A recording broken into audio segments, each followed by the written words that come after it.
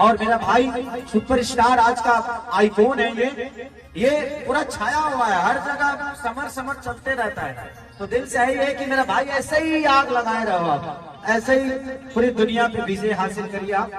मुझे बनारस निकलना है कल, हाँ, तो मैं थोड़ा देर खाना वाना खा के निकलूंगा। तो दे द लालचावत का है कि बढ़ता है ना, दे पैसा दे, हम जो अपना काम कर। और ये रोशन है, इन्होंने बहुत गाने मेरे लिए बनाए भी हैं। ये ओवर टैलेंट आदमी है, ये गाते भी है, ये कंपोज भी करते हैं, ये म्यूजिक भी बनाते हैं। तो ईश्वर हमारे भाई को बहुत बड़ा करे। देखो हाथ में ज्यादा पैसा आ गया, मैं रुक नहीं सकता। पैसा हम लेंगे।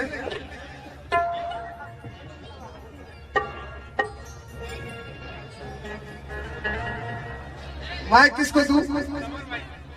समर भैया रहेंगे।